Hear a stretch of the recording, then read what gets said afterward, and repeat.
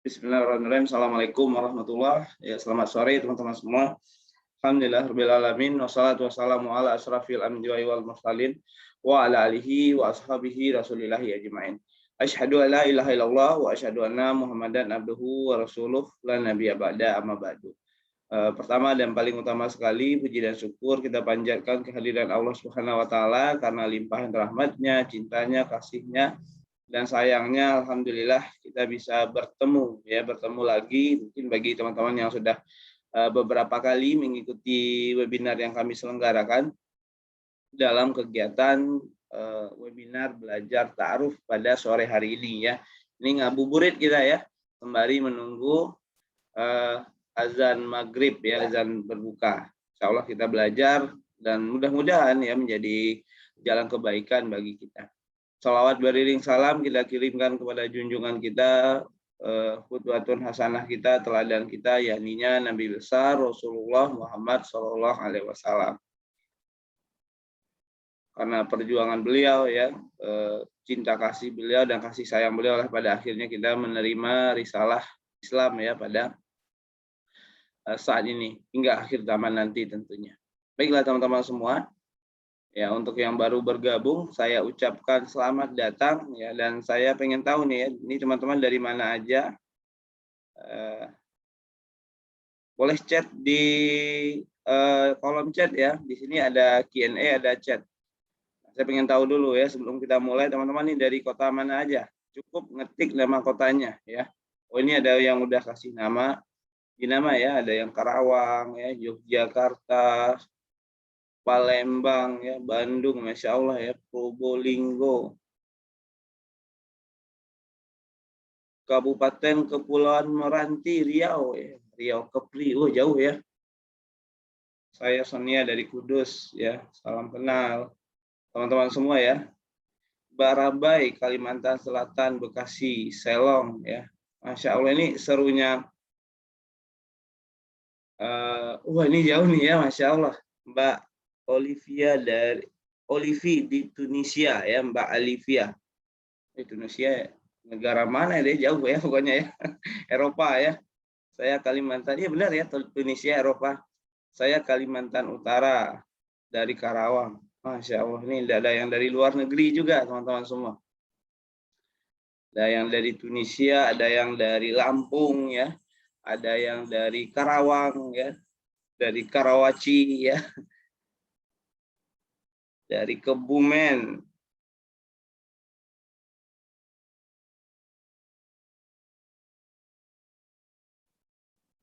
dari Karawang lagi, Masya Allah nih salam kenal ya dari Karawang nih, dari Malang ya, ada beberapa ya dari Karawang.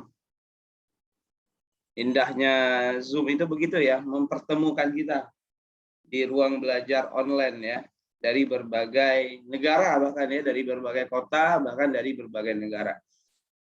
Assalamualaikum Kak, salam kenal dari Jepara ya, salam kenal juga ya buat teman-teman semua. Ada yang dari Jepara. Ini paling jauh kayaknya dari Sadi ya, Olive ya cara bacanya ya, dari Tunisia.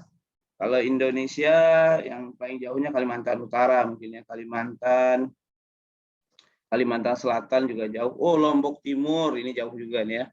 Maksudnya jauh dari saya ya. Jauh dari Jabodetabek ya. Oh, dari Belanda, Masya Allah ya. Ada Mbak Olivia nih dari Belanda. Assalamualaikum, salam kenal dari Sidoarjo. Dari Bojonegoro ya, Bojonegoro ini Jawa ya. Wah ini juga nih ya Mbak Nur Hayati dari Kabupaten Muna, Sulawesi Tenggara. Salam kenal. Nah ini ada orang awak nih ya, Uni Sri Rahma dari Padang. Satu kampung kita ya, saya juga dari Sumatera Barat ya, tapi dari Bukit Tinggi. Salam kenal dari Kalimantan Selatan.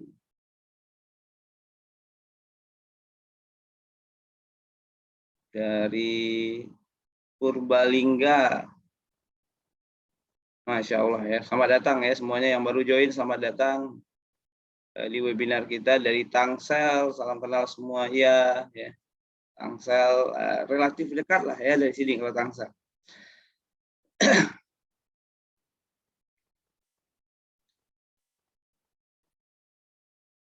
Oke teman-teman semua, udah jam 4 ya, 4.00. Kita langsung saja kita mulai webinar kita pada sore hari ini. Bentar lagi saya akan share materinya.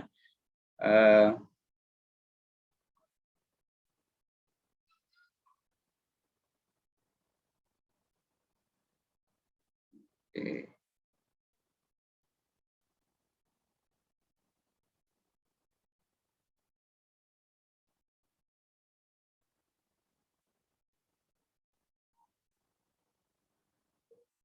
Nah, materinya adalah tentang mengenali ya 5 kriteria calon pasangan idaman. Kira-kira apa aja nih ya 5 kriteria calon pasangan idaman.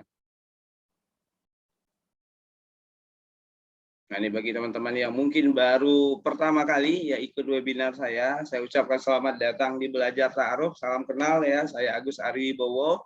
Biasanya akrab disapa Uda Agus ya, atau kalau mau nyapa Agus aja juga nggak apa-apa ya. Paling kita juga seusia lah ya, seumuran ya. Saya lulus SMA tahun 2009.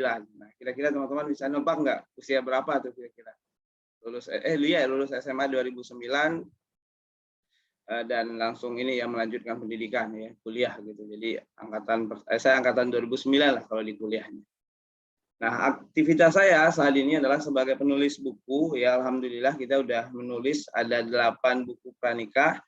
Kita udah menghadirkan gitu, ada program belajar ta'aruf. Nah, yang teman-teman ikuti ini adalah yang diselenggarakan oleh Belajar Ta'aruf. Belajar Ta'aruf itu adalah wadah pembelajaran online ya. Jadi bukan biro jodoh ya. Bukan biro jodoh, bukan biro ta'aruf, tapi wadah pembelajaran online pranikah. Jadi wadah edukasi. Dan memang fokus kita adalah untuk belajar saja. Dan selain itu, saya juga alhamdulillah menghadirkan program Akademi Pernikahan ya untuk yang sudah menikah. Jadi kalau nanti teman-teman sudah nikah, lanjut belajarnya di Akademi Pernikahan ya. Di Akademi Pernikahan kita ada beberapa program, ada program training pernikahan ya, training parenting, pengasuhan dan sebagainya. Selain itu kita juga ada program kursus pranikah ya intensif, bekal jadi ayah dan juga bekal menikah muslimah. Nah, ini beberapa karya kita yang alhamdulillah udah terbit ya. Ada buku Indahnya Menikah Tanpa Pacaran. Ini adalah buku pertama yang kita terbitkan di tahun 2015 awal. Alhamdulillah udah ribuan eksemplar terjual hingga saat ini. Dan memang ini tidak ada di toko buku ya. Jadi hanya kami saja yang menjual. Nah, buku kedua saya adalah Makin Syar'i Makin Cantik ya. Ini hadir di 2015 ya. Nah, ini untuk menjawab kegelisahan saya ketika ketemu dengan banyak muslimah yang khawatir ya ketika berhijab, ketika berpakaian syar'i kecantikannya berkurang ya. Nah, di masa-masa itu ada yang curhat gitu ya. Saya waktu itu udah sering sharing di sosial media ya, nulis di Facebook, nulis di Twitter ya, zaman itu di Instagram belum terlalu aktif. Saya di 2015 itu ada orang yang mengeluhkan, nanti kalau saya berhijab, kalau pakaian saya sempurna hijabnya, nanti malah saya dikatain kayak orang tua ya, kayak emak-emak gitu ya, dibilang nanti seperti susah jodohnya gitu kan, hilang kecantikannya dan sebagainya. Nah, ternyata di luar sana banyak tuh ya orang-orang yang gelisah ketika berhijab malah berkurang kecantikannya. Makanya untuk mematahkan pendapat itu gitu ya, makanya saya tulis ya. Berhijab, berpakaian syar'i tidak akan mengurangi kecantikanmu, tapi malah akan membuat tambah cantik gitu ya. Tentu tidak hanya cantik dari fisik ya. Makanya kita hadirkan buku ya, judulnya adalah Makin Syar'i Makin Cantik ya. Jadikan cantikmu selalu terjaga bagai mutiara. Ya, itu adalah slogannya. Nah, lalu selanjutnya kita juga menghadirkan buku namanya adalah judulnya Wonderful Muslimah ya. Wonderful Muslimah ini adalah untuk muslimah tapi banyak nulis tentang akhlak juga ya. Ia yang takwa pada Rabbnya, cinta pada Rasulnya, indah tutur katanya dan mempesona akhlaknya. Itu adalah Wonderful Muslimah. Lalu di selanjutnya ada buku lagi. Ini yang Kuanta ini ada di Gramedia ya teman-teman. Jadi kalau di antara teman-teman ada yang penasaran bisa dicari ya, di Gramedia Digital ada. Ya, di Gramedia Digital itu ada e-booknya. Kalau Gramedia Digital itu kan murah ya, kalau saya nggak salah itu cuma berlangganan sebulan itu 40.000 45.000 dan bisa baca banyak buku. Nah, termasuk nanti teman-teman bisa cari juga nih buku ini ya. Kalau mau yang fisiknya di toko buku ada. Karena ini penerbitnya Kuanta ya, grupnya Gramedia. Lalu ada jodohmu dekat, dia ada dalam dirimu ya, untuk menjawab pertanyaan orang-orang yang nanya jodoh saya jauh, jodoh saya lama gitu kan, ini kapan ketemu jodoh? Ya, maka kita kasih tahu jodohmu dekat kok gitu ya, ada di dalam dirimu. Nah, ini bagi yang penasaran juga ada ya di Gramedia Digital tentunya dan juga di toko buku Gramedia. Lalu ta'aruf khitbah nikah malam pertama, tapi ini spesial untuk Muslim gitu ya. Mudah-mudahan dalam waktu dekat kita akan rilis lagi yang khusus muslimahnya. Ya kalau ini buat laki-laki aja ya. Ini ada di Gramedia juga ya waktu itu. Dan ini yang terbaru ya, yang terbaru penerbitnya adalah Belajar Ta'aruf sendiri. Yaitu adalah buku 7 penyebab wanita sulit ya atau lama dalam menemukan jodoh. Ya ini buku yang kita terbitkan sendiri tahun 2020 ya, buku yang terbaru lah ya. Jadi ini kalau urutannya ini 2017, ini 2018 ya. Rata-rata dari 2015 saya nulis dalam setahun itu 1 sampai 2 buku. Kecuali kayaknya 2019 ya. 2019 memang saya nggak nerbitin 1 buku pun ya, kosong. Baru 2020. Nah, 2021 insya Allah nanti ada lagi ya buku terbaru juga yang insya Allah kita rilis tentunya ya. Mohon doanya dari teman-teman semua. Nah ini akun Instagram saya, nanti teman-teman boleh follow ya, @agusariwibowo_ dan @belajarta'aruf ya, boleh diikutin. Dan teman-teman boleh nanti di review ya catatan dari pembelajaran ini, dicatat dan nanti di post di Instagramnya baik di story maupun di feed, lalu mention ya ke akun saya dan juga akun @belajarta'aruf. Nanti bagi teman-teman yang beruntung ya, yang beruntung itu maksudnya yang terbaik gitu, yang terbaik versi saya. Catatannya, reviewnya, insya Allah kita kasih hadiah buku ya. Biasanya kita pilih 1 sampai 5 orang. Nah nanti yang menang ya, yang menang nanti kita hubungi secara pribadi ya, baik melalui WhatsApp-nya ataupun melalui Instagram-nya ya, kita DM langsung ya. Alhamdulillah pekan lalu kita ada webinar juga, ada 5 orang yang dapatin bukunya dan teman-teman nih ya, mudah-mudahan dapat lagi ya 5 buku bagus lah ya, insya Allah untuk teman-teman bisa pelajari secara gratis. Gratis bukunya plus gratis ongkirnya gitu ya. Seluruh Indonesia tapi ya, khusus seluruh Indonesia saja. Karena pemenang pekan lalu itu ada yang dari Sulawesi ya kalau saya nggak salah. Ya paling jauh Sulawesi, insya Allah tetap kita kirimkan ya gratis ongkirnya dan bukunya. Nah, bagi teman-teman yang di luar negeri, kalau ingin mendapatkan buku-buku kami, ya sebenarnya kita juga pernah ya ngirim buku itu ke luar negeri, tapi emang lumayan di ongkosnya ya, tapi bisa diakses e-booknya ya, versi digitalnya. Ya, insya Allah ini juga ada versi digitalnya kalau ada yang mau ya. Kita juga hadirkan versi digitalnya, karena beberapa orang lebih suka ya saat ini baca buku secara digital atau e-book. Nah, buku-buku ini juga ya ada di Gramedia Digital tadi ya, tinggal diakses saja aplikasinya dan teman-teman bisa belajar ya, baca.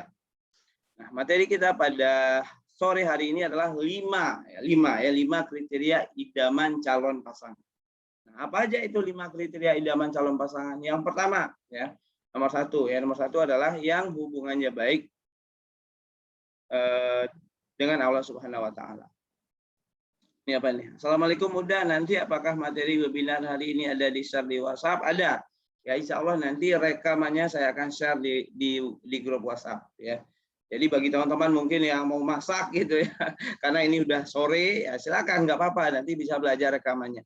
Tapi kalau yang mungkin nanti udah siap ya masakan untuk berbukanya ya belajar gitu ya. Yang pertama ya, calon pasangan idaman itu adalah yang hubungannya baik dengan Allah Subhanahu wa taala. Nah, hubungannya baik dengan Allah Subhanahu wa taala, bagaimana kita melihatnya ya? Karena sebenarnya ini kan rahasia banget ya, hanya dia yang tahu ya hubungannya dengan Allah. Nah, kita bisa melihatnya dari seberapa taat dia sama Allah, seberapa takut dia pada Allah, seberapa cinta dia pada Allah. Kita lihat dari mana? Yang pertama, dari dia melaksanakan ibadahnya. Ya, dari bagaimana dia melaksanakan perintah Allah. Ya, dari bagaimana dia melaksanakan yang wajib ya, perintah Allah sholat. Dia bagaimana melaksanakan sholat wajibnya. Nah, sholat wajib ini ada berbagai kualitas juga ya orang dalam mendirikannya. Ada orang yang melaksanakan sholat wajib ya dengan bolong-bolong ya. Sholat udah tapi masih bolong-bolong. Ya kadang sholat, kadang enggak gitu ya. Subuh sholat ya karena memang habis sahur gitu ya. Tapi zuhur sering kelewat karena pekerjaan dan sebagainya. Asar sering kelewat. Ya, maghrib kelewat karena kekenyangan habis buka misalnya ya. Isya nanti sholat lagi karena bareng-bareng di masjid tarawih. Nah itu bolong-bolong ya. Itu level yang rendahnya tentunya ya. Lalu ada orangnya udah sholat, ya, sholatnya udah 5 waktu sehari semalam, ya. Tapi sholatnya setengah hati, ya. Sholat setengah hati itu bisa dilihat dari kapan dia melaksanakannya. Malas-malasan dia sholat, tapi bermalas-malasan dalam sholatnya. Misalnya melaksanakannya di akhir-akhir waktu sholat subuh ya, yang waktunya itu jam setengah 5, misalnya dia baru sholat jam 5 lewat ya. Atau bahkan kalau nggak bulan Ramadan sholatnya jam 6 gitu ya, jam setengah 7 pagi gitu ya. Zuhur itu misalnya masuk ya kayak di Jakarta jam 12 lewat sekian menit. Nah, dia baru sholat zuhur jam 2 ya, di akhir-akhir waktu atau bahkan jam setengah 3 baru sholat zuhur. Misalnya sholat apa lagi ya, sholat asar ya, asar sholat itu jam 3 lewat, dia baru sholat jam 5 misalnya jam setengah 5. Itu orang yang bermalas-malasan dalam sholat. Nah, yang baik gimana? Yang bagus hubungannya dengan Allah gimana? Orang yang menyegerakan sholatnya. Ya, orang yang menyegerakan sholatnya. Jadi kalau misalnya azan, Allahu Akbar, dia langsung ya menyegerakannya, dia langsung bergegas untuk menuju tempat sholat. Dia menanti-nanti, dia menunggu-nunggu waktu sholat tersebut. Nah, itu adalah orang yang bagus hubungan agamanya ya. Dari satu sisi ya, dari satu hal, yaitu adalah sholatnya. Yang kedua dilihat dari amalan-amalan sunnahnya, apa aja yang dia lakukan gitu ya. Yang ketiga dilihat lagi dari pemahamannya tentang Islam ya, pemahamannya tentang hukum bagaimana bergaul dengan lawan jenis, tentang hukum muamalah ya, mana yang riba, mana yang tidak, tentang hukum halal haramnya makanan gitu ya, mana makanan ini yang apa yang haram gitu ya. Haram bukan berarti babi aja ya. Terkadang di beberapa resto ya, tempat makan ya, bahkan nasi goreng keliling yang gerobakan itu ada yang pakai angciu. Nah, angciu itu kan haram. Ada beberapa orang nggak peduli itu, yang penting makan aja udah ya. Kalau di Jabodetabek itu ada namanya warung tenda ya, seafood, pecel lele gitu ya. Nah, terkadang beberapa warung tenda itu khususnya yang seafood itu menggunakan angciu gitu ya. Nah, angciu itu haram gitu. Ada orang yang mungkin nggak peduli aja terhadap hal itu, udah makan aja. Nah, kalau orang yang baik hubungannya dengan Allah tentu akan menjaga banget, nanya gitu ya. Nanya ini pakai ini enggak, pakai itu enggak. Lalu misalnya minum ya, minuman yang lagi rame sekarang ya, es susu kopi kekinian. Nah, beberapa pedagang es kopi susu itu ya, itu menggunakan namanya rum ya. Nah, beberapa pendapat menyatakan bahwa itu ya tidak haram, tidak halal gitu ya, alias haram gitu. Termasuk juga mungkin dalam pembuatan kue dan sebagainya. Ya, makanya kalau kita udah memantapkan untuk memilih ya, prioritaskan milih yang halal ya, kita pastikan ya kalau makan di luar, di mall, pastikan yang sudah ada label halalnya. Sudah ada sertifikasi halal dari MUI-nya gitu ya. Sementara kalau misalnya tidak, untuk restoran-restoran yang pinggir jalan ya kadang nggak pakai sertifikasi ya, kita tanya. Nah, itu ya caranya. Lalu dari bacaan Quran ya juga bisa dilihat ya hubungan baik seseorang dengan Allah Subhanahu wa taala. Lalu dari mana lagi? Dari akhlaknya. Ya, orang yang baik agamanya, baik hubungannya dengan Allah, insya Allah akhlaknya baik juga. Ya. Nah, ini sering ya jadi semacam pertanyaan, gimana kalau orangnya akhlaknya buruk tapi agamanya bagus? Ada yang nanya begitu tuh ya, gimana kalau orang agamanya bagus tapi akhlaknya buruk? Saya selalu jawab, agama dan akhlak itu satu paket, jangan dipisah. Ya, orang yang agamanya bagus, otomatis akhlaknya juga ikutan bagus. Kalau ada orang yang akhlaknya bermasalah, ya berarti pemahamannya tentang agama pun ya tidak utuh sebenarnya, gitu ya. Karena memang ada beberapa orang yang dari ibadah ritual dia bagus, ya, sholat rajin, zikir rajin, puasa rajin. Tapi dari perilakunya, oh nauzubillahi min zalik gitu ya, suka berkata-kata kasar, suka bohong gitu ya, suka ingkar janji dan sebagainya. Itu ada, memang ada. Bahkan dalam kehidupan rumah tangga pun juga ada. Ada orang yang rajin sholat tapi marah-marah, suka kasar sama istri dan anaknya. Ada orang yang rajin sholat tapi nggak bertanggung jawab terhadap keluarganya, ada. Ya, itu memang ada realita yang seperti itu. Tapi bukan berarti kita langsung menjelekkan, wah nggak bisa di ini dong, orang yang rajin sholat belum tentu baik gitu ya. Bukan berarti menjelekkan orang yang rajin sholat juga, enggak. Tapi kita lihat aja secara utuh ya. Kenapa? Karena agama itu satu paket dengan akhlaknya. Nah inilah teman-teman nanti yang dikenali dalam proses ta'aruf ya. Jadi hal utama yang paling penting dikenali dalam ta'aruf adalah ini. Hubungan baik dengan Allah Subhanahu wa taala. Seberapa baik hubungannya dengan Allah. Kenapa? Karena ketika dia baik hubungannya dengan Allah, ketika ada masalah dia insya Allah larinya ke Allah. Ya, ada masalah dia larinya ke masjid. Ada masalah dia larinya ke sajadah. Ya, tapi kalau hubungannya buruk ya dengan Allah, mungkin saja ketika dia ada masalah dia larinya ke rokok, ya ngerokok. Ada masalah larinya ke diskotik gitu kan. Ada masalah larinya ke klub gitu ya. Ada masalah larinya kemana ya, ke tempat-tempat maksiat misalnya. Kalau hubungannya nggak bagus dengan Allah. Ya, jadi orang yang hubungannya baik dengan Allah, insya Allah tempat pelariannya adalah Allah juga. Ya, jangan sampai nanti ketika dia ada masalah nih ya dengan pasangannya setelah menikah, larinya ke mantannya ya. Masalah sama suami, dia malah telepon mantannya. Masalah sama istri, dia ngajak mantannya ketemu. Ada juga yang demikian. Kenapa? Karena buruknya hubungan dengan Allah atau kurang baiknya hubungan dengan Allah. Maka hubungan yang baik dengan Allah Subhanahu wa taala juga termasuk di dalamnya akhlak yang baik juga. Ya, jadi tidak hanya ibadah ritual saja. Yang kedua yang dilihat juga adalah hubungan yang baik dengan orang tua. Ya, hubungan yang baik dengan orang tua ya pada akhirnya teman-teman semua dia akan memiliki model ya, model bagaimana dalam menyayangi orang tua. Ya, kalau hubungannya baik dengan orang tua, insya Allah dia akan baik juga nanti misalnya kepada mertuanya, baik kepada anaknya, baik kepada pasangannya. Ya, jadi bagi wanita kalau misalnya ingin cari pasangan hidup yang baik gitu ya, suami yang baik, salah satu tandanya gitu ya, salah satu kriterianya bisa dilihat hubungannya dengan ibunya, hubungannya dengan ayahnya, ya. Tapi kalau dia anak broken home gimana? Udah Gus gitu ya. Jadi kalau misalnya ada nih ya anak broken home, dilihat ya, mungkin dia anak broken home, tapi gimana? Apakah dia menyimpan amarah? Apakah dia menyimpan dendam, kekesalan kepada orang tuanya? Ya, kalau dia udah nggak menyimpan dendam, nggak menyimpan amarah, ya meskipun broken home ya tetap bisa dikatakan baik hubungannya. Kalau dia masih ada lancar komunikasi. Ya, utamakan ya yang baik hubungan dengan orang tuanya. Nah, ini juga sebagai evaluasi juga ya bagi teman-teman semua ya. Sebagai evaluasi, misalnya bagian ini, evaluasi diri kita masing-masing. Saat ini hubungan kita dengan Allah gimana nih? Ya, jadi yang paling pertama kali ditingkatkan itulah hubungan baik kita dengan Allah. Yang kedua, bicara tentang hubungan baik dengan orang tua. Nah, ini gimana nih?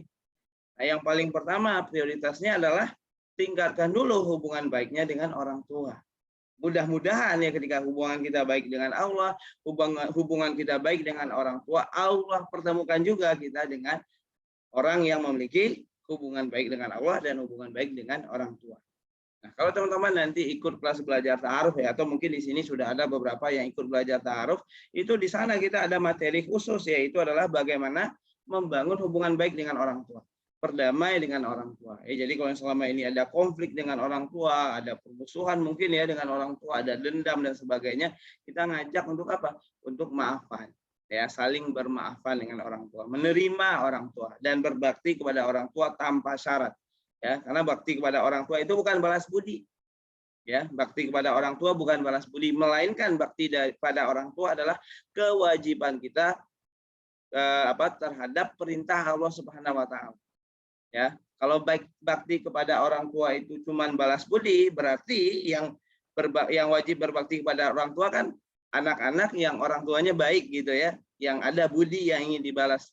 Tapi bagaimana dengan anak-anak yang mungkin Allah hadirkan ujian dalam kehidupannya, orang tuanya qadarullah nggak baik ya.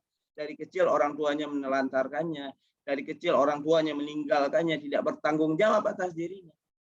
Tetap wajib ya berbaktinya. Kenapa? Karena berbakti kepada orang tua bukan tentang balas budi, tapi berbakti kepada orang tua adalah tentang bagaimana kita menjalankan perintah Allah. Berbakti kepada orang tua adalah bentuk ketaatan kita kepada Allah Subhanahu wa taala. Nah, lalu yang ketiga ya apalagi? Kalau yang pertama tadi hubungan baik dengan Allah, yang kedua adalah hubungan baik dengan orang tua, dan yang ketiga adalah orang yang memiliki respon spontan. Nah, respon spontan ini apa? Respon spontan ini adalah respon yang muncul ketika dia lagi bad mood ya. Nah, ketika dia lagi bad mood, atau ketika dia lagi sedih, ketika dia lagi marah, ketika dia lagi dalam masalah. Ya, seperti apa respon spontannya? Ini perlu dikenali. Ya, kalau dia marah, cara marahnya gimana? Kalau dia sedih, cara sedihnya gimana? Ya, dari marah yang paling utama misalnya ya kita lihat. Marah itu ada yang berbahaya. Ya, cara marah orang yang berbahaya ada tiga. Ya, yang pertama adalah ketika dia marah keluar kata-kata kasar. Ya, nah itu biasanya bikin orang trauma. Kalau menikah nanti ya bisa membuat pasangan hidupnya trauma atau mungkin anak-anaknya nanti trauma. Jadi kalau dia marah, sekali marah itu keluar kata-kata kasar. Ya, hinaan, makian, cacian, ya panggilan yang buruk, ya nama-nama binatang keluar semua. Ada nggak orang yang marah begitu? Ada biasanya. Ya, jika dia marah keluar kata-kata kasar. Bayangkan kalau teman-teman misalnya punya pasangan hidup yang seperti itu. Ya, ketika dia marah diomelin, keluar semua kata-kata kasar. Ya, ya bisa jadi ya di trauma gitu ya.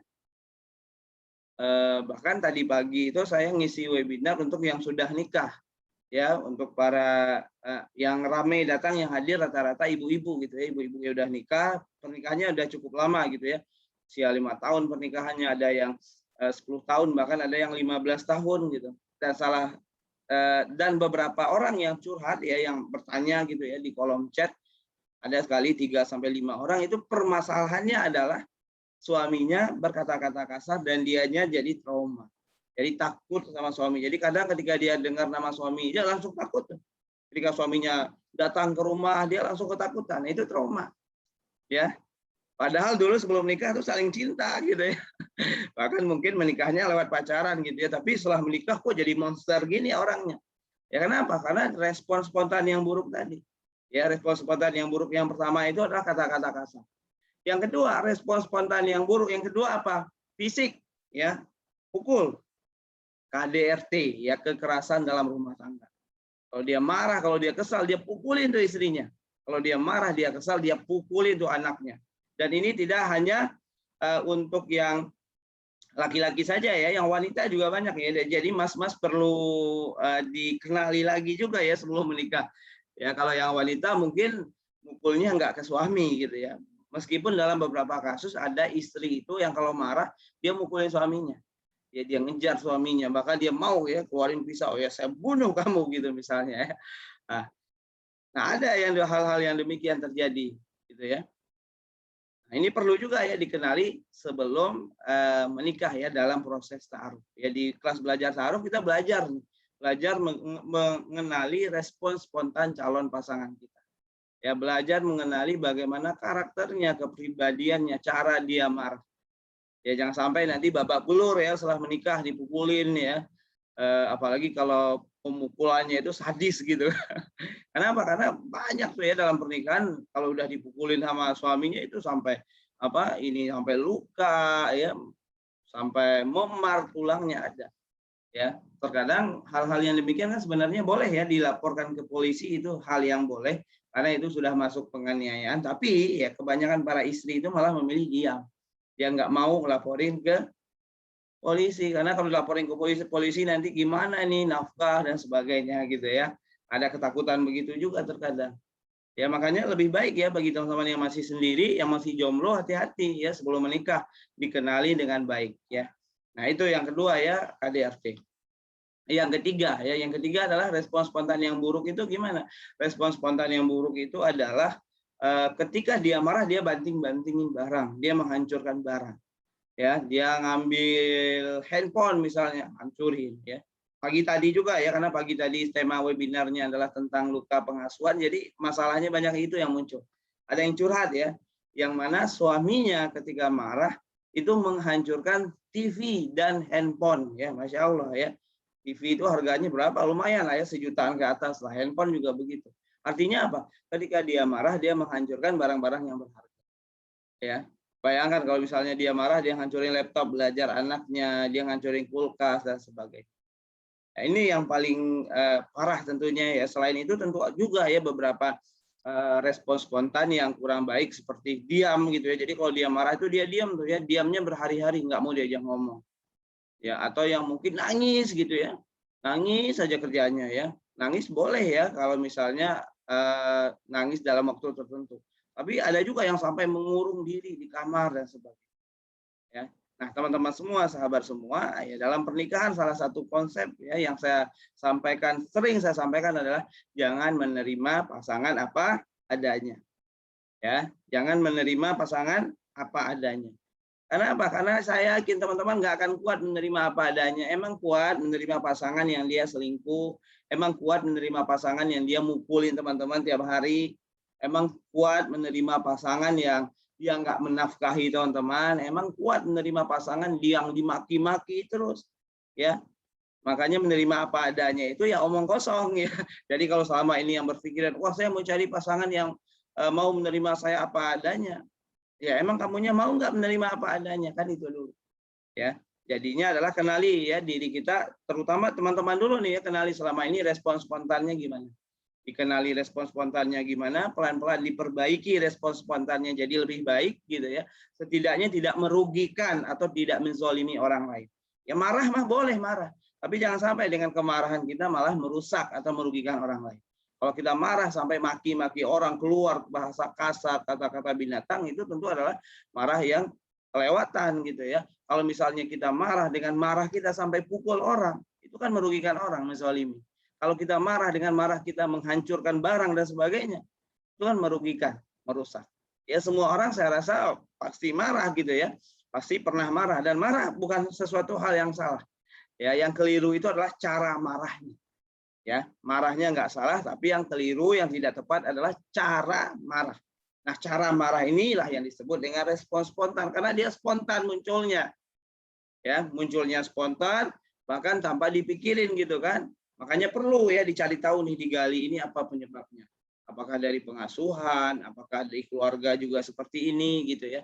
Nah, insya Allah nanti kalau teman-teman ikut ya kelas belajar ta'aruf, kita akan pelajari lebih dalam gitu ya hal-hal ini di kelas belajar ta'aruf. Yang keempat ya, yang keempat yang dikenali apa? Pasangan idaman ya.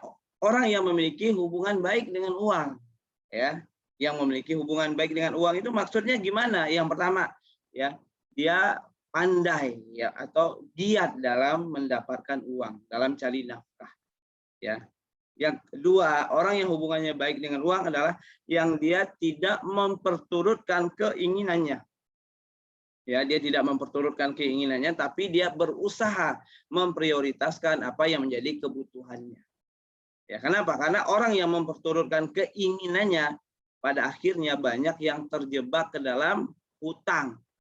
Ya, saat ini ya hutang yang lagi ramai itulah hutang online. Ya, di handphone kita, ya di handphone kita itu banyak sekali aplikasi-aplikasi rentenir online ya yang menawarkan ya penawaran-penawaran yang gampang ya, cuman foto KTP, foto wajah langsung cair 2 juta, langsung cair 1,5 juta gitu ya. Langsung cair 2-3 juta bahkan 4 juta. Tapi pada akhirnya Pak, pada akhirnya bisa melilit teman-teman semua jadi terlilit hutang. Kenapa? Karena hutang itu candu. Ya, coba aja ya kalau udah ngutang sekali, ya udah kebiasaan nih ngutang sekali, itu biasanya akan ingin tuh ya coba lagi hutang kedua. Nah, hutang ketiga pengen lagi. Kalau udah sampai nih 3 kali ngutang gitu ya, misalnya Januari ngutang, Februari ngutang, Maret ngutang, lihat ya April ya akan ngutang terus-menerus.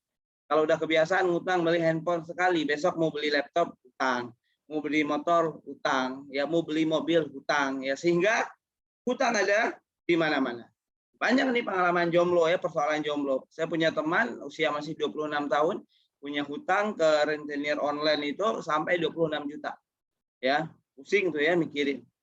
Ya bayangin ya, usia 26 tahun tapi punya hutang sekian banyak kepada rentenir online. Dan itu kepada sekitar berapa ya? 12 aplikasi ya. Jadi niatnya mau gali lubang tutup lubang gitu ya. Jadi ngutang di aplikasi A, ngutang aplikasi ini, ternyata yang ada malah dia terlilit utang sampai 26 juta. Ya, ngeri. Ya, jadi riba itu ngeri banget. Jadi orang yang hubungannya baik dengan uang, lihat hutangnya, dia punya banyak hutang enggak? Ya, dia punya hutang di mana-mana enggak? Kalaupun dia punya hutang, cek hutang itu untuk apa? Ya, kan ada hutang untuk kebutuhan dan ada hutang untuk keinginan. Ya, kalau untuk beli skincare yang mahal itu kan keinginan. Ya, untuk beli handphone, iPhone keluaran terbaru itu kan keinginan.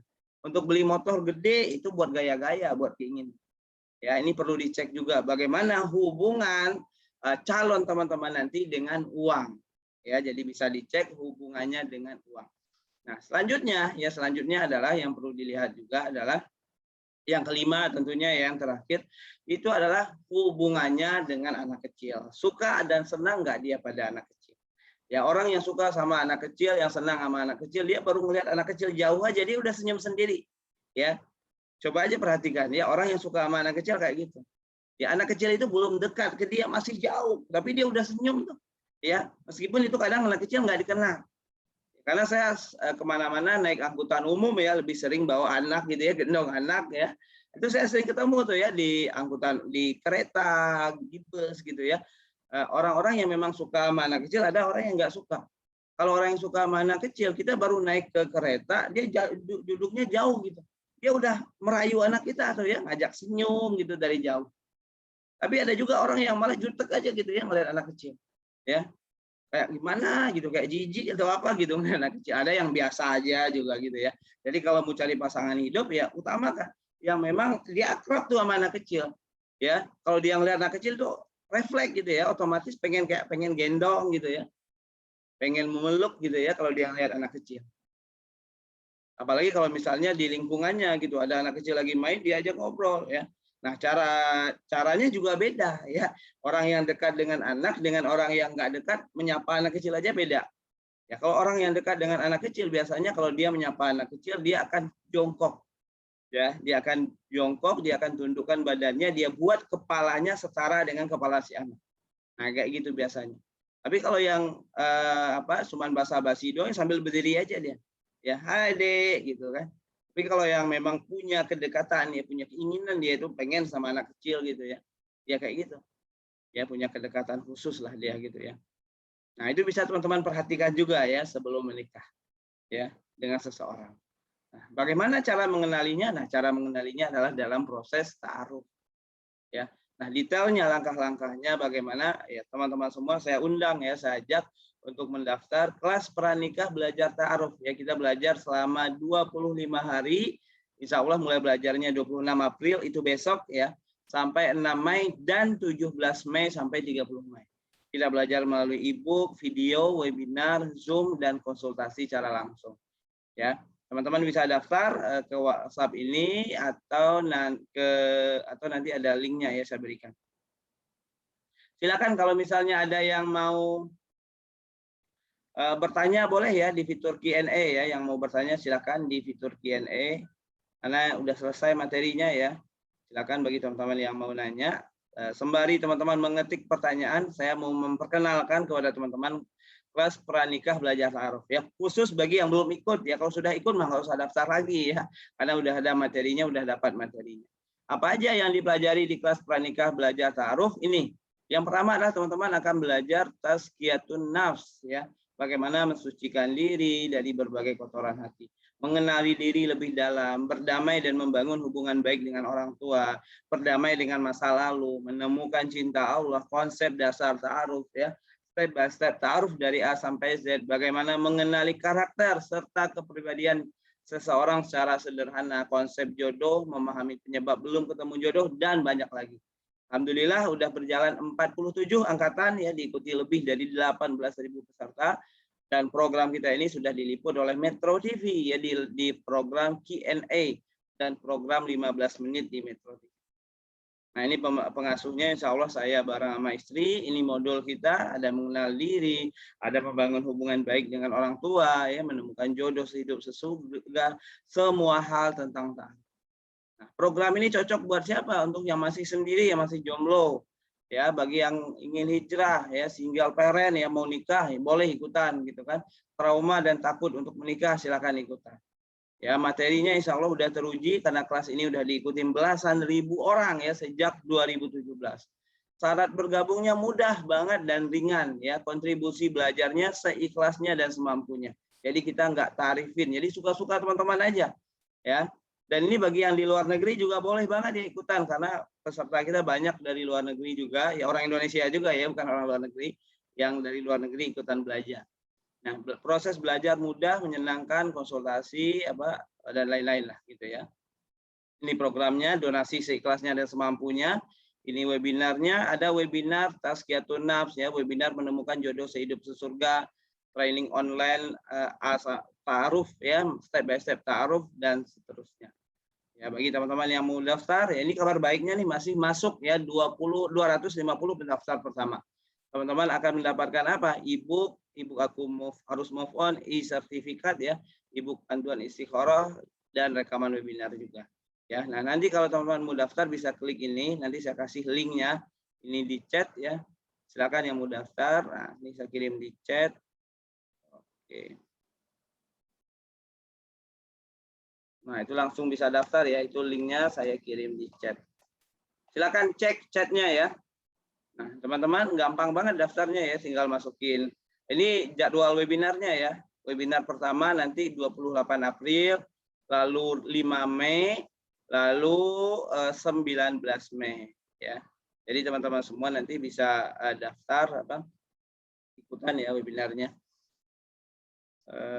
Nah, ini ya. Simpel kok ya, tinggal isi nama, nomor WhatsApp dan juga email. Nanti akan diarahkan ke WhatsApp panitianya. Nanti panitianya akan hubungi teman-teman ya. Jadi gini, silakan bagi teman-teman yang mau daftar langsung saja di klik di chat.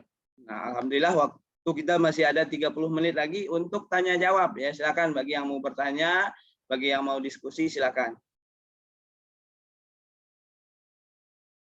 Assalamualaikum, udah bagaimana menumbuhkan rasa senang dan suka terhadap anak kecil ya. Waalaikumsalam. Ini penting ya, khususnya bagi ibu ya, bagi calon ibu ya, bagi wanita. Ya, menumbuhkan rasa cinta, rasa senang dan suka terhadap anak kecil. Nah, caranya gimana? Caranya adalah dengan sering-sering main sama anak kecil. Ya, sering-sering main sama anak kecil, perhatikan ya lucunya anak kecil gitu ya. Kalau misalnya Mbak di keluarga besar Mbak ada yang punya anak kecil, coba ya minta izin ke orang tuanya untuk coba ngeberesin popoknya gitu ya, gantiin popoknya, mandiin ya dan sebagainya. Nah, ketika kita sering melakukan itu, insya Allah itu rasa cintanya akan tumbuh sendiri, rasa senangnya akan tumbuh sendiri. Kalau misalnya ketemu sama anak kecil, misalnya nih ya, Mbak pergi jalan ya ke suatu tempat, beli itu ya cemilan atau makanan buat anak-anak, masukin di tasnya. Nah, nanti di angkutan umum ketemu anak kecil, kasih hadiah sambil senyum, namanya siapa deh ya dan sebagainya. Nah, aktif dulu aja ya melakukan aktivitas pendekatan ke anak kecil, nanti lama-lama rasa senangnya, rasa sukanya akan tumbuh sendiri. Ya, meskipun memang beberapa orang perlu ditumbuhkan dulu dan memang beberapa orang yang lain ada yang otomatis sudah muncul itu dalam dirinya. Ya, itu beberapa penyebab juga ya yang menyebabkan demikian. Ya, tapi bukan berarti nggak bisa ditumbuhkan, bisa. Ya, caranya begitu. Assalamualaikum, udah mau tanya, jika calon pasangan yang tidak suka anak kecil, boleh kan tetap memilihnya? Itu kan pilihan, ya pilihan balik lagi ke Mbak. Dan dalam memilih pasangan hidup tentu tidak hanya dari satu sisi saja. Mbak bisa lihat dari agamanya, Mbak bisa lihat dari akhlaknya juga, ya bisa dilihat dari kalau dari kemapanannya, dari visi misi hidupnya dan sebagainya. Ya, suka terhadap anak kecil tadi kan salah satu bagian ya, bagian penting yang perlu kita lihat. Tapi nggak hanya itu saja. Dia suka sama anak kecil tapi nggak sholat gimana? Ya nggak bisa juga kita pilih gitu ya. Makanya kita perlu untuk melihat dari berbagai sisi. Nah, tentu di sini perlu Mbak pertimbangkan ya, lihat dari hal lainnya ya, sholatnya, ibadahnya, akhlaknya dan sebagainya. Mau tanya, ada saya dan pasangan saya lagi ta'arufan. Kita tidak pacaran. Dia orangnya cuek sama cuma perhatian langsung melalui perbuatan.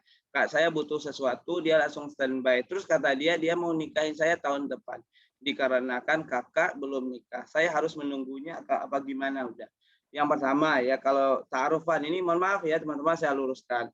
Ta'arufan itu yang pertama ada perantaranya. Jadi tidak langsung komunikasi berdua.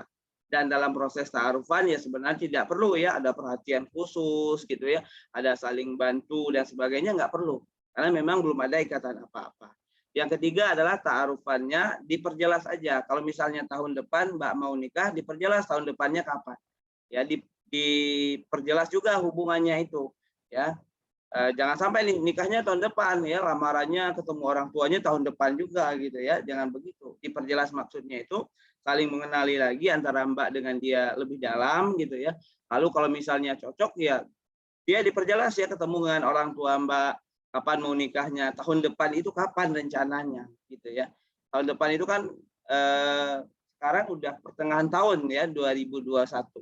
Berarti tahun depan itu sekitar 8 bulan lagi gitu ya. Apakah di bulan Januarinya, Februarinya, atau bahkan tahun depan pun nggak jelas entah kapan gitu ya kan.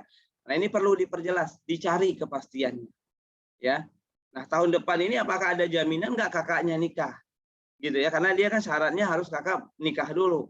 Apakah ada jaminan nggak, misalnya kakaknya nih nikahnya tahun ini ya berarti kan ada jaminan ya kakaknya udah nikah tahun depan berarti. Tapi kalau kakaknya belum ada juga pasangan hidupnya, belum ada calonnya, jadi nggak ada kepastian juga, nggak ada kejelasan. Nah kalau tidak ada kejelasan, tentu lebih baik dia akhiri dulu hubungannya. Ya, jadi nggak perlu ditunggu dulu. Karena kalau kakaknya nggak nikah 2 tahun lagi gimana? Ya, jadinya makin lama, begitu ya. Assalamualaikum, udah apa penyebabnya ada yang datang mau khidbah selalu tidak jadi. Begitu terus sampai ada perasaan kenapa kok kayak begini ya aku gitu ya. Nah, apa penyebabnya? Itu hal yang wajar gitu ya. Ketika ada orang yang mau datang khidbah terus nggak jadi, atau ketika bagi laki-laki ya, ketika khidbah orang ditolak gitu, itu hal yang wajar aja Mbak dalam proses perjodohan. Karena memang sebelum kita ketemu sama jodoh kita yang sesungguhnya, terkadang kita ketemu dulu nih ya beberapa orang yang memang bukan jodoh ya. Ketemu sama si A dia mau khidbah tapi nggak jadi, ketemu sama si B dia udah ngelamar tapi nggak cocok, ketemu sama si C dan sebagainya. Saya pun mengalami hal itu ya sebelum ketemu sama istri. Ya paling mungkin saya ada kali ya taruh itu sampai dengan 3 orang ada mungkin gitu ya. Artinya apa? Ada yang nggak cocoknya dulu 3 orang baru ketemu nih sama yang cocoknya yang keempat. Ya. Nah ini beragam biasanya. Ya ada mungkin orang yang pertama kali kenalan langsung jadi serius nikah ada. Ada juga orang yang mungkin 3 orang, 5 orang dulu ya ketemu sama yang nggak cocoknya. Kayak saya misalnya. Tapi ada juga ya kayak teman saya itu 14 orang, ya 14 orang nggak cocok terus. Sampai akhirnya yang ke-15 baru cocok. Ada juga ya senior saya ya. Senior saya ini 21 kali. Ya, bayangkan ya 21 kali nggak cocok. Ya, saya nyebutnya bukan gagal ya, tapi nggak cocok. Baru dengan yang ke-22 kali baru cocok, baru nikah. Ya, jadi setiap orang beda-beda. Beda-beda dinamika pertemuan jodohnya ya, dijalani dengan ikhlas, dijalani dengan sabar sembari berdoa kepada Allah Subhanahu wa taala. Assalamualaikum, udah Agus izin bertanya. Saya pernah menyimak kajian Ustadz Khalid Basalamah. Cara mengetahui wanita itu baik tidaknya dari mata dan telapak tangannya. Maka mata dan punggung tangan yang bagaimana udah, karena beliau menjelaskan mata itu mencerminkan dari ujung rambut sampai ke pusar ya. Kemudian punggung telapak tangannya itu mencerminkan dari bawah pusar hingga ujung kaki ya. Tolong koreksi jika salah gitu ya. Waalaikumsalam ya. Saya juga pernah mendengar hal yang seperti ini gitu ya. Mas saya nggak mau juga kasih tahu kenapa? Karena saya khawatirnya nanti kalau saya kasih ini sebenarnya kalau yang telapak tangan itu setahu saya adalah tentang kesuburan. Ya makanya kan dikasih tahu ya pusar dari bawah dari mana tadi dari kalau telapak tangan dari bawah pusar hingga ujung kaki. Kalau mata itu tentang kepribadian, tentang karakter ya. Dalam ilmu psikologi juga ada yang ngelihat kepribadian orang dari matanya.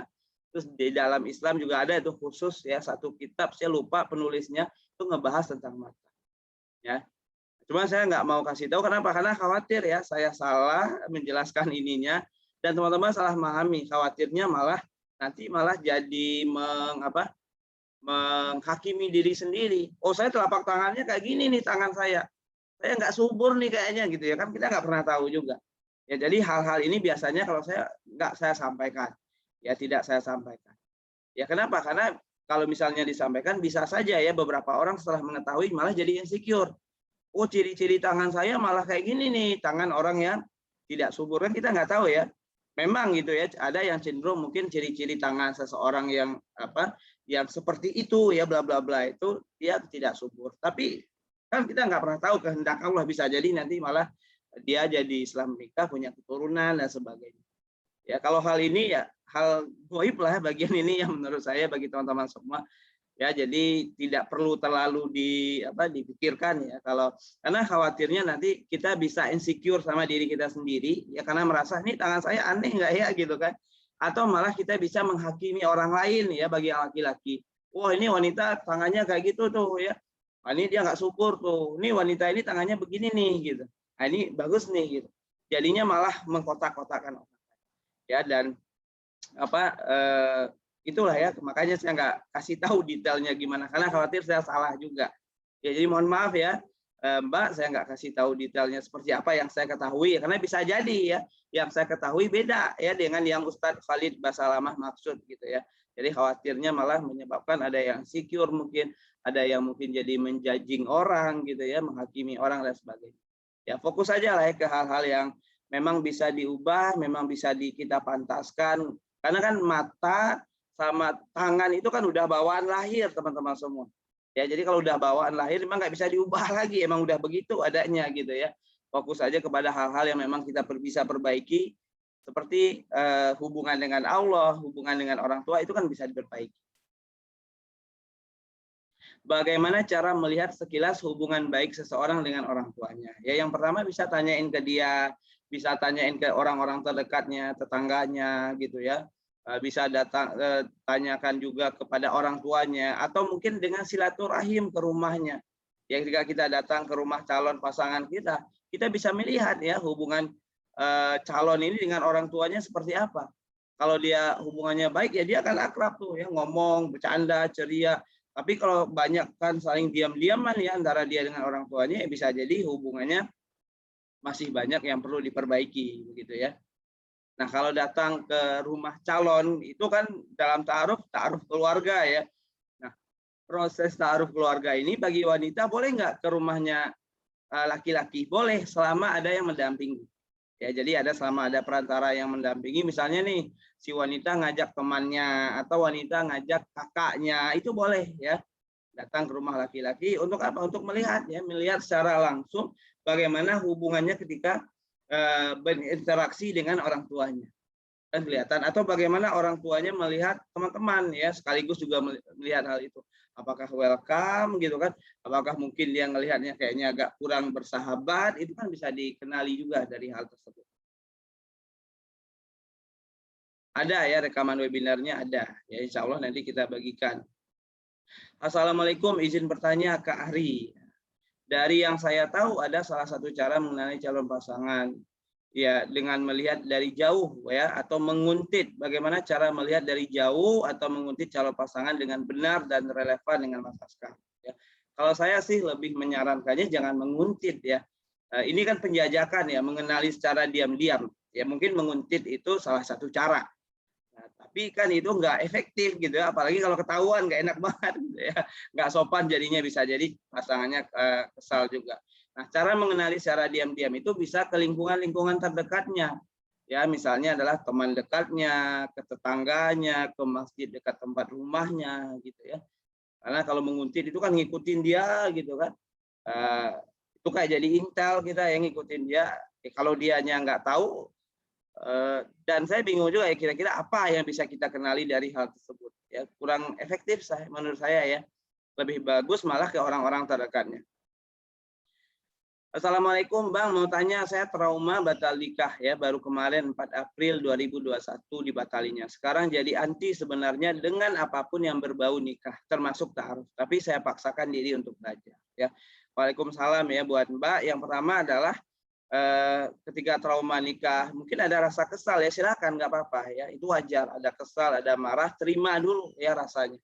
Yang kedua adalah sadari ya kalau misalnya itu sudah menjadi takdir yang Allah takdirkan terhadap Mbak ya. Lalu yang selanjutnya adalah ikhlas dan berusaha memaafkan. Kalau misalnya di dalam proses batal nikah itu ada rasa kesal sama calonnya ya, dimaafin ya. Memaafkannya gimana? Dengan mendoakan kebaikan kepada calonnya, dengan apalagi ya, dengan memutuskan dalam diri ya, bismillah, mulai detik ini saya akan maafkan si fulan ya.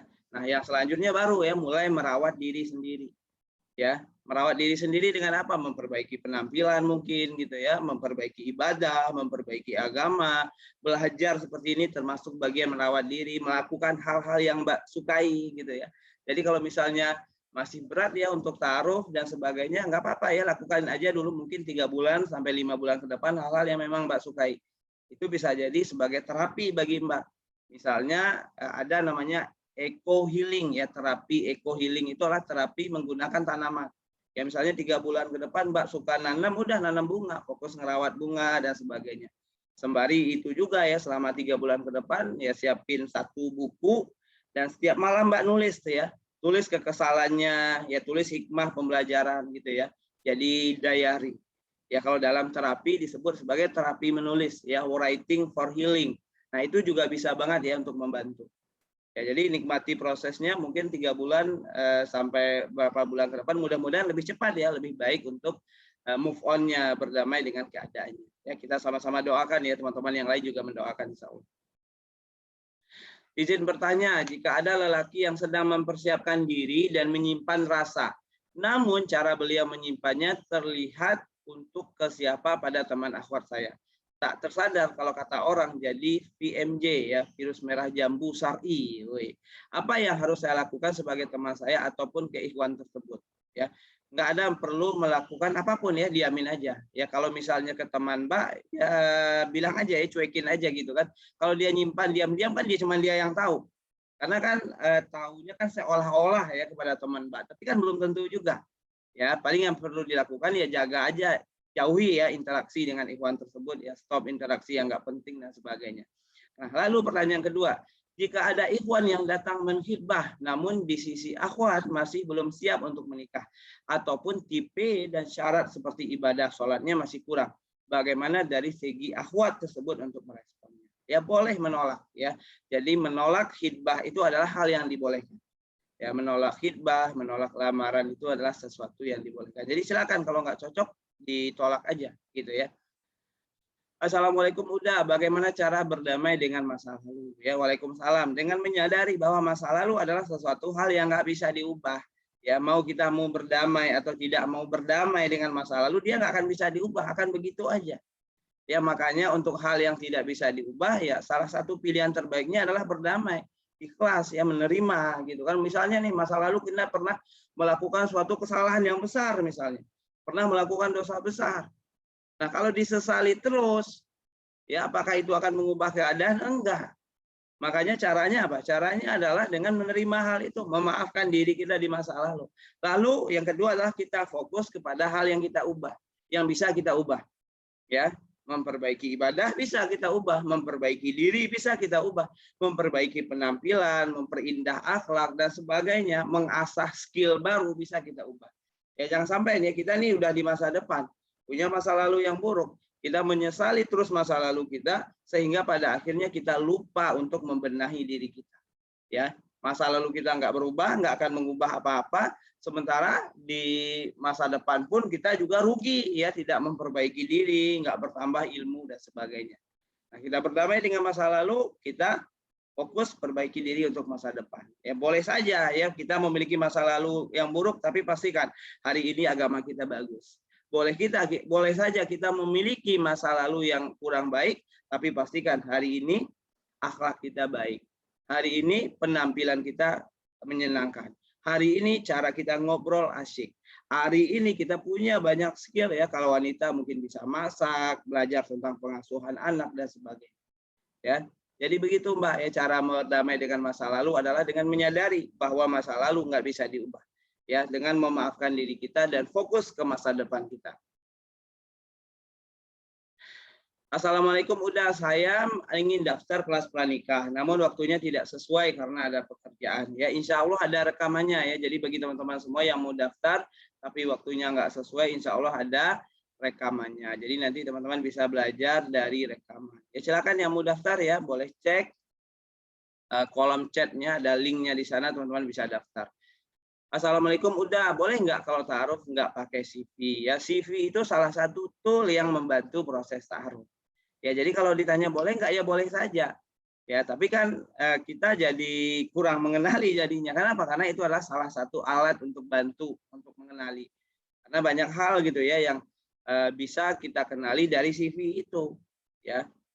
Dan menghemat pertanyaan-pertanyaan gitu ya. Misalnya nih kayak apa? Kayak suku, kayak golongan darah dan sebagainya. Ya nanti di belajar ta'aruf insya Allah kita belajar ya bikin CV ta'aruf.